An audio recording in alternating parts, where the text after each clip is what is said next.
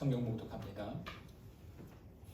오늘의 말씀 베드로후서 3장 1절에서 7절 말씀입니다. 사랑하는 자들아, 내가 이제 이 둘째 편지를 너희에게 쓰노니 이 두 편지로 너희의 진실한 마음을 일깨워 생각나게 하여 곧 거룩한 선지자들의 예언한 말씀과 주 되신 구주께서 너희의 사도들로 말미암아 명하신 것을 기억하게 하려 하노라. 먼저 이것을 알지니 말세에 조롱하는 자들이 와서 자기의 정욕을 따라 행하며 조롱하여 이르되 주께서 강림하신다는 약속이 어디 있느냐? 조상들이 잔후로부터 만물이 처음 창조될 때와 같이 그냥 있다 하니 이는 하늘이 옛적부터 있는 것과 땅이 물에서 나와 물로 성립된 것도 하나님의 말씀으로 된 것을 그들이 일부러 잊으려 함이로다. 이로 말미암아 그때의 세상은 물이 넘침으로 멸망하였으되 이제 하늘과 땅은 그 동일한 말씀으로 불사르기 위하여 보호하신 바 되어 경건하지 아니한 사람들의 심판과 멸망의 날까지 보존하여 두신 것이니라. 아멘.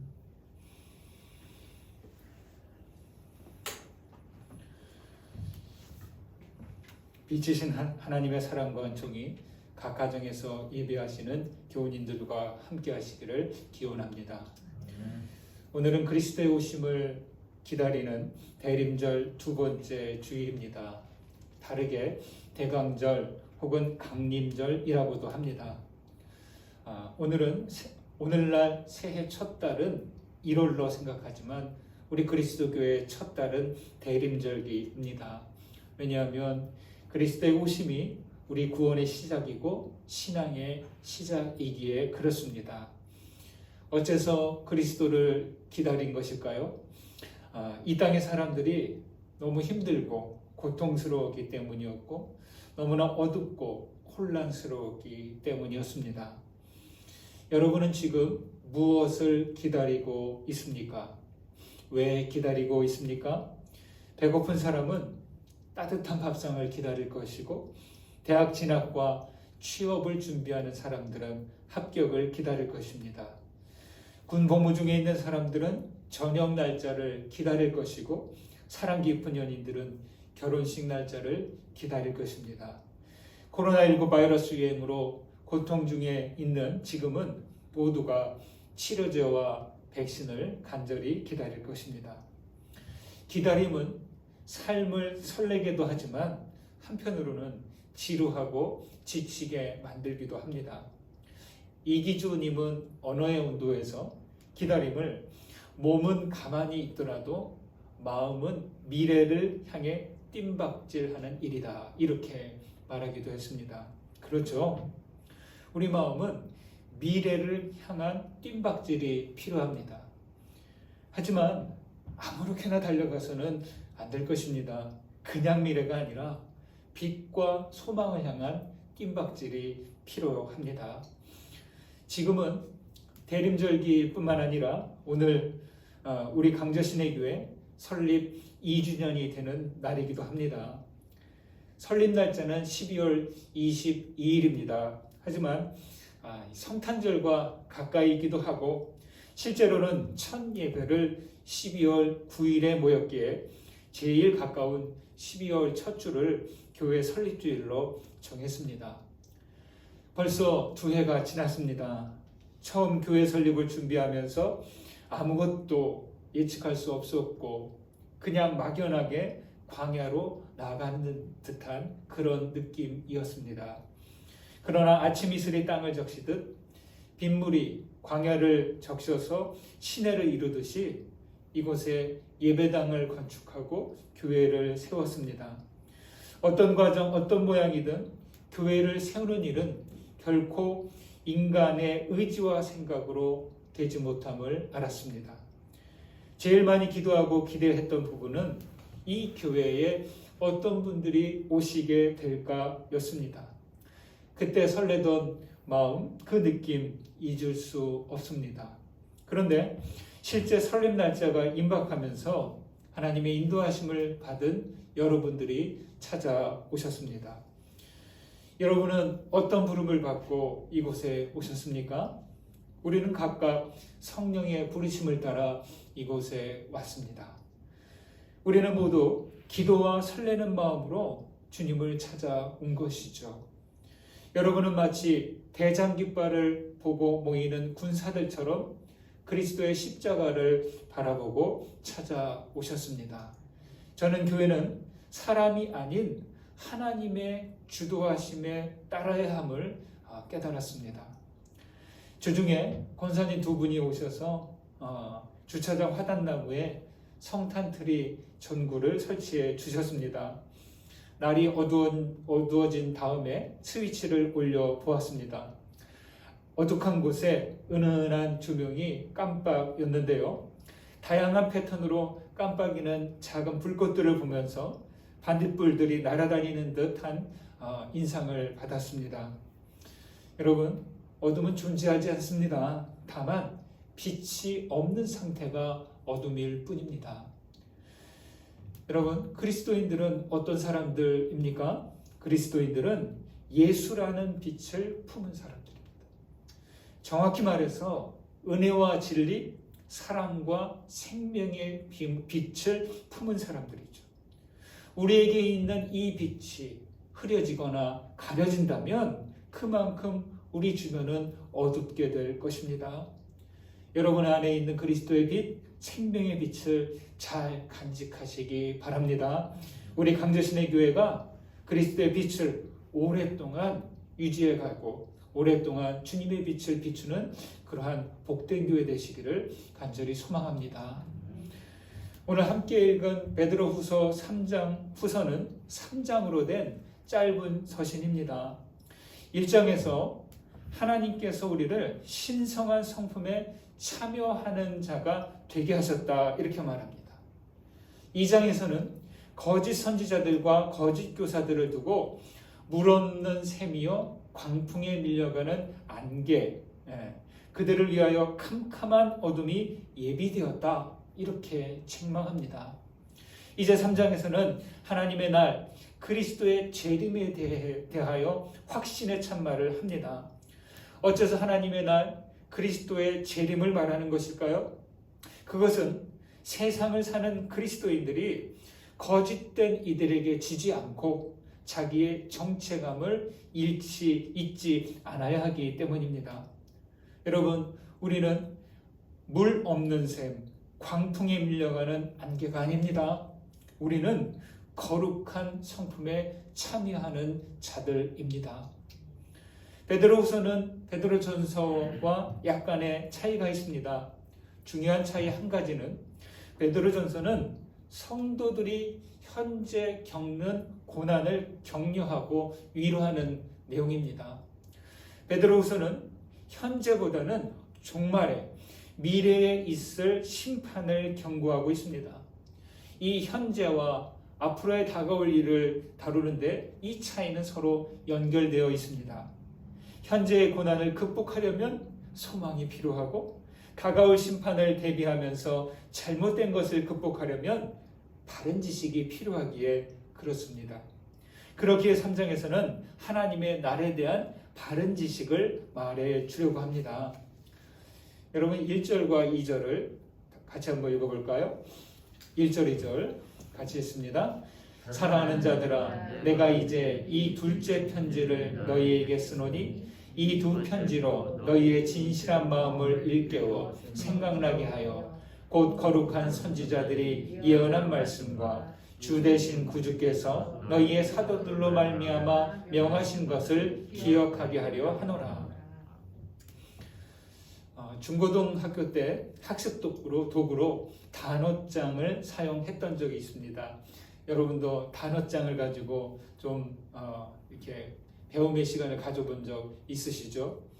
영어 단어와 수거들을 암기하기 위한 제일 좋은 게 이 단어장이었습니다. 손바닥만한 카드에 영어 단어를 쓰고 그 뒷면에는 뜻을 적어서 항상 손에 들고 다니면서 영어 단어를 외우곤 했는데요. 당시에는 그런 방식이 너무 번거로웠습니다. 일일이 써야 되잖아요. 그리고 들고 다녀야 되잖아요. 대학에 들어가고 난 다음에 이제는 단어장 같은 것은 사용하지 않겠지 했는데요. 그런데 성경 원전을 배울 때 다시 이 단어장을 사용해야만 했습니다.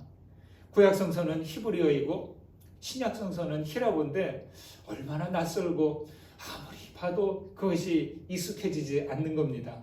그래서 단어장을 준비해서 히브리어나 히라보를 앞면에 적고 뒷면에는 그 뜻을 적고 그래서 들고 다니면서 다시 단어들을 암기했습니다.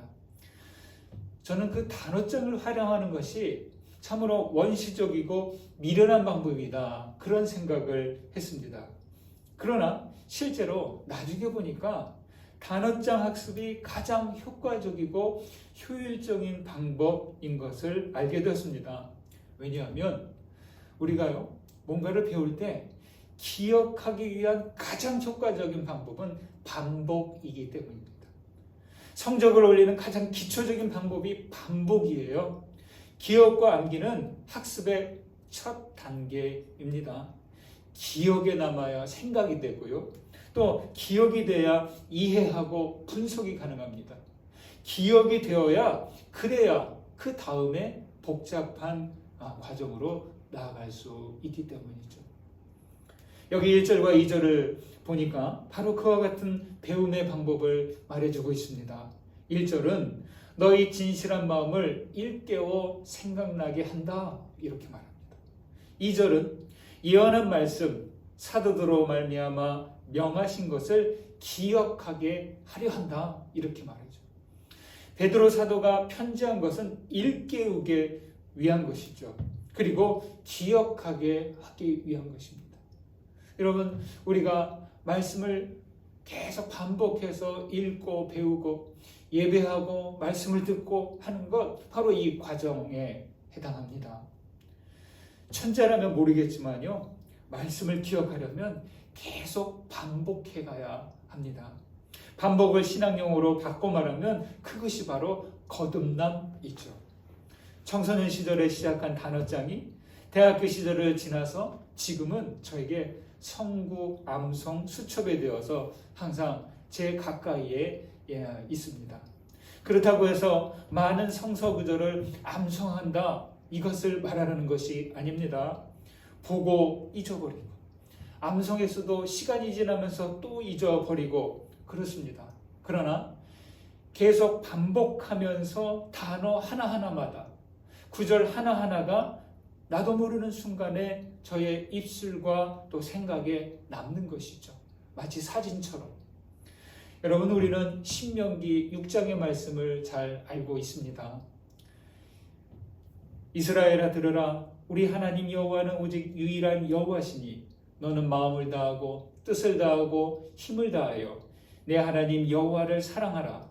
오늘 내가 내게 명하는 이 말씀을 너는 마음에 새기고 내 자녀에게 부지런히 가르치며 집에 앉았을 때에든지 길을 갈 때에든지 누워있을 때에든지 일어날 때에든지 이 말씀을 강론할 것이며 너는 또 그것을 내 손목에 메어 기호로 삼고 내 미간에 붙여 표로 삼고 또 내 집 문설주와 바깥문에 기록할지니라.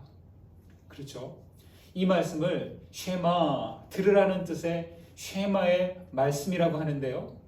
전통 유대인들은 지금도 이 말씀이 적힌 메주자라고 하는 작은 상자를 손목과 미간에 매달고 붙이고 다닙니다. 그리고 조금 더 길쭉한 메주자를 집마다 문설주에 붙여 놓았습니다. 쉐마 말씀을 손목에 메어 기호로 삼고 이마에 붙여 표로 삼고 집 문설주에 기록하라는 그 이유가 무엇일까요? 그것은 바로 말씀을 반복해서 보고 기억하고 마음에 일깨우라는 그런 뜻입니다. 여러분, 저는 반복하는 학습 방법이 우리 신앙생활에도 그대로 적용되어야 한다고 생각합니다. 믿음의 성숙과 신앙의 거듭남도 반복이죠. 그 예를 운동선수들과 예술가들을 통해 알 수 있습니다. 야구 선수들이 방망이로 공을 쳐내는 그 동작, 또 무용수들의 동작, 피겨 선수 김연아의 점프, 또 피아니스트 조성진의 연주, 그들의 동작 하나하나가 오랜 기간 연습을 통해서 만들어진 온몸으로 익힌 동작입니다. 뿐만 아니라 기계를 다루는 기술자들, 악기와 공예품을 만드는 장인들, 농부들의 섬세한 손길들이 오랫동안 반복해서 익힌 것임을 우리는 압니다. 여러분, 그렇다면 하나님의 말씀과 믿음의 교훈들은 어떨까요? 운동선수들과 예술가들은 자세 하나를 익히기 위해 수백, 수천 번의 반복을 통해 연습합니다. 기술자들과 농부들이 기술과 재능을 익히기 위해서 오랫동안 쌓인 반복의 결과라면 하나님의 진리는 그보다 더 많은 연습이 필요하지 않을까요? 한두 번 들은 말씀이 내 머리에 새겨질까요? 내가 배워 깨달은 말씀이 금방 내 몸으로 살아내는 그런 단계가 될까요? 간단하지 않습니다. 여러분, 말씀을 생각나게 하고 기억하게 위해서 우리가 꼭 쉬지 않고 해야 할 일이 무엇일까요? 예, 그렇죠. 부단하게 성경을 읽고 생각하고 깨닫고 배우고 그리고 순종하려고 실천하려고 애써가는 거죠. 성경 통독을 많이 한다고 되지 않습니다. 말씀을 배워가면서 그 말씀이 내 안에 내면화되도록 해야 합니다. 여러분, 하나님께 나오실 때마다 여러분의 진실한 마음을 일깨워서 생각나게 하는 그런 시간이 되시기를 간절히 소망합니다. 말세에는 조롱하는 자들이 성도들을 조롱한다고 말합니다. 그들의 조롱은 정욕을 따르는 이들의 비웃음입니다. 그들이 교우들을 향해서, 그리스도인들을 향해서 이렇게 비웃습니다. 4절 말씀을 보실까요? 같이 읽습니다. 이르되 주께서 강림하신다는 약속이 어디 있느냐? 조상들이 잔후로부터 만물이 처음 창조될 때와 같이 그냥 있다 하니. 그리스도의 재림을 기다리고 있는 성도들을 향해 주의 강림이 어디 있느냐 하는 것입니다. 주님의 강림, 그리스도의 재림은 가시적인 형태만이 아니라 여러 가지 의미가 있습니다. 흔히 주의 강림을 심판의 날로만 생각하는데요, 주님의 재림은 심판이 목적이 아닙니다. 그날에는 회복이 있고 성도들이 구원의 완성을 이루게 하는 그런 날이기도 합니다.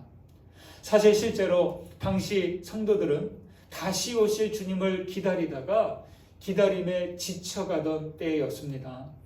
믿음의 1세대들이 나이 들고 한 사람씩 죽음을 맞고 있기 때문입니다. 그런 때이기에 성도들은 혼란스러워했죠. 주님의 강림이 지체되면서 교회 안과 밖에서 나오는 비난들을 받아야만 했던 것입니다. 지난주에도 얘기했듯이 주의 날이 언제인지는 하나님 아버지 외에는 누구도 모른다고 했습니다. 알 수 없기에 깨어 있어야 합니다. 명심해야 할 것은 그 날보다 주님을 기다리는 신앙인들이 지금 가져야 하는 삶의 자세라는 것입니다. 주님을 기다리는 신앙은 소망의 역할과 함께 적당한 영적 긴장을 갖게 합니다. 그리고 현실에 안주하지 않게 하고 미래를 위해 살도록 합니다. 여러분, 오늘 죽는다면 내일은 없다고 하죠? 그렇지 않습니다. 오늘 죽는다고 해도 우리는 내일을 소망할 수 있습니다. 그러나 오늘 죽음을 맞는 이들과 고난당하는 이들이 내일을 기대한다면 죽음과 고난을 당당하게 맞이할 수 있습니다. 그러나 그 내일은 막연한 것이 되어서는 안 될 것입니다. 확실한 신뢰를 가져야 하는데 그것이 바로 주님의 강림입니다. 내일을 준비하지 못하는 사람은 오늘을 제대로 살아갈 수 없습니다. 내일 여행을 떠나는 사람이 직전까지 아무런 여행 준비를 하지 않는다면 그 사람은 여행을 할 마음이 없는 사람이죠. 누군가 우리 사람에게 가장 고통스러운 때는 육체적 고통, 정신적 고통 이것보다 매너리즘이라고 했습니다. 이 매너리즘은 뭐냐면 형식적인 것, 형식적인 생활. 매일매일이 변화 없이 반복되고 형식적으로 반복되는 것이죠. 오늘이 어제고 또 내일이 오늘의 모습이고 그냥 내일이 와도 계속 똑같은 날이 반복된다는 것이죠. 교도소 생활이 고통스러운 이유는 교도소 안에서의 생활이 사람을 이 다람쥐 쳇바퀴 돌듯이 만들기 때문입니다. 그리스도인들에게도 가장 위험한 때가 이처럼 형식적인 신앙이 되어서 영적 매너리즘에 빠지면 위험해집니다. 그러나 주의 강림을 기다리는 신앙은 그런 영적 매너리즘에 빠지지 않습니다. 다른 사람들과 다르지 않게 살아간다고 할지라도 우리는 하나님의 날, 주님의 강림을 기다리면서 날로 매일매일 새롭게 되어갈 것입니다. 주님의 강림, 재림을 기다린 성도들의 가장 좋은 자세 무엇일까요? 그리스도께서 부활하신 이후 재림 때까지를 두고 신학자 오스카 콜만이라는 사람은 이렇게 표현했습니다. 주님의 재림을 이미 그러나 아직 아니. 이게 무슨 말일까요? 이미 주님의 재림이 왔대요. 시작됐대요. 그런데 아직 아니래요. 비유하자면 이런 거라고 하는 것이죠. 비행기가 이렇게 하늘을 날아다니다가 이제 착륙해야 되잖아요. 착륙할 때 어떻게 하냐면 방향을 잡고 이렇게 이제 착륙을 시작합니다. 그때 이 바퀴를 탁 내립니다. 날개에서 바퀴가 탁 나와서 내린 상태. 그래서 착륙하기 위해서 활주로에 천천히 내려오는 상태. 이것이 바로 이미와 아직 아니라는 그러한 표현이죠. 여러분, 우리는 그날이 언제인지는 모르지만 도둑같이 오게 될 그날을 생각하면서 영적인 매너리즘에 빠지지 않아야겠습니다.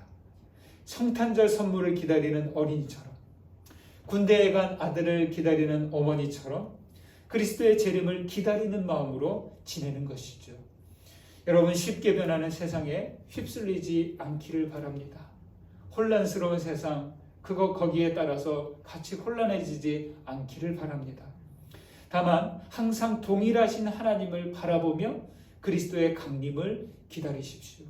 주님의 날이 심판의 날이 아니라 회복의 날이요 구원을 온전히 이루는 날이 되시기를 간절히 소망합니다. 5절에서 7절은 주의 강림을 조롱하는 이들을 두고 말해주고 있습니다. 5절 말씀을 같이 한번 또 보실까요? 5절 같이 읽습니다. 이는 하늘이 옛적부터 있는 것과 땅이 물에서 나와 물로 성립된 것도 하나님의 말씀으로 된 것을 그들이 일부러 잊으려 함이로다. 베드로는 여기 주님의 재림을 멸시하고 조롱하는 이들을 두고 노아 시대 홍수 심판을 일부러 잊으려고 하는 것 같다, 이렇게 지적합니다. 조롱하는 자들이 하나님의 창조를 잊고 홍수 심판도 잊으려고 하는 이유가 있다는 것이죠. 그게 뭘까요? 그거는 하나님의 섭리와 주권을 인정하고 싶지 않기 때문이라는 것이죠. 인간은요, 하나님을 포함해서 누구의 간섭도 받고 싶어 하지 않는 그런 심성이 있어요. 우리도 마찬가지입니다. 누군가의 간섭, 누가 나에게 이래라 저래라, 가, 멈춰, 이렇게 저렇게, 이런 것을 힘들어하는 것이 우리 사람이죠. 하나님을 인정하지 않는 것은요, 자기 의도와 욕망을 따르고 싶기 때문이죠. 한편으로 사람은 상처와 고통은 잊어버리고 싶어 합니다. 그뿐 아니라 자기 죄와 실수도 기억하지 않으려고 합니다. 어째서 그런 일들을 일부러 잊으려고 하는 것일까요? 그것은요, 그런 일들이 우리에게 육체적, 정신적으로 스트레스를 주기 때문입니다. 고통과 스트레스는 없을 수는 없어요. 그냥 우리가 살아가면서 피할 수 없는 그런 일들이죠. 어떻게 할까요? 피할 수 없으면 받아들여야 합니다. 고통들이 피해가지 않는다면 그 고통들을 통해서 하나님을 경험하는 기회로 삼는 것입니다. 여러분, 준엄한 심판과 경고를 회피하지 않아야 하는 이유도 이와 같습니다. 심판과 경고를 대할 때마다 마음을 다잡고 스스로를 겸허하게 성찰할 수 있어야 하는 것이죠. 여러분, 망각과 기억은 하나님도 사용하시고 사탄도 사용하는 방식입니다. 그런데 달라요. 사탄은 죄는 기억하게 하고 하나님의 사랑과 은혜와 구원은 잊어버리게 합니다. 그러나 하나님께서는 반대예요. 우리의 죄는 잊으시고 동시에 우리를 향한 긍휼, 우리의 정직함, 우리의 믿음, 이것은 기억하십니다. 그리하여서 우리들이 주님의 사랑과 은혜, 십자가와 구원을 잊지 않도록 계속 일깨워 주려고 하시는 것이죠. 여러분, 기도하는 것, 말씀을 대하는 것, 예배하는 것, 왜요? 죄를 기억하기 위함이 아니라 우리가 구원받은 자녀임을 계속 일깨우게 하기 위함이죠. 그런 점에서 볼 때 그리스도의 십자가는요, 하나님의 은혜와 사랑, 구원을 잊지 않게 하려는 가장 강력한 기억장치죠.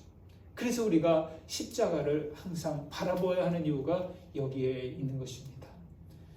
이제 한겨울이 되었고 코로나19 바이러스도 바로 우리 턱밑까지 다가왔습니다. 그렇지만 무엇보다 여러분, 하나님의 날은 더 가까이 와 있다는 것입니다. 2000년 전 오셨고 부활하신 주님은 이제 다시 오실 것입니다.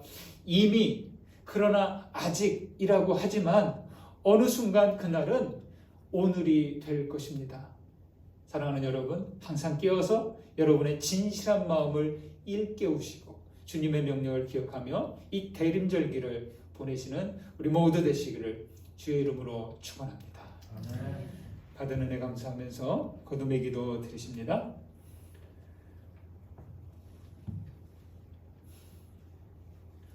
오늘 말씀 가운데 울림이 되고 깨달음이 된 것 있다면 여러분 붙으시고 하나님께 기도하시기 바랍니다. 기도합니다.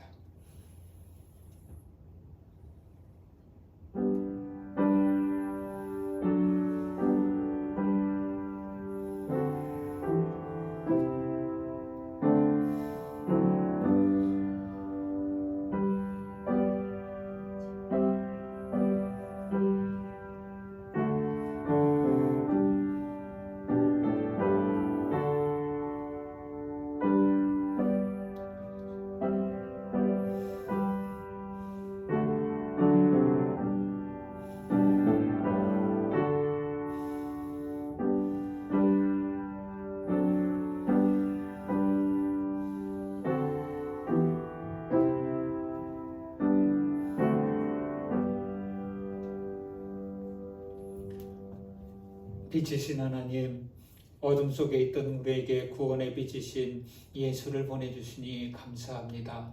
우리가 품은 은혜와 진리와 사랑의 빛, 생명의 빛이 흐려지지 않도록 우리에게 믿음을 더해 주옵소서.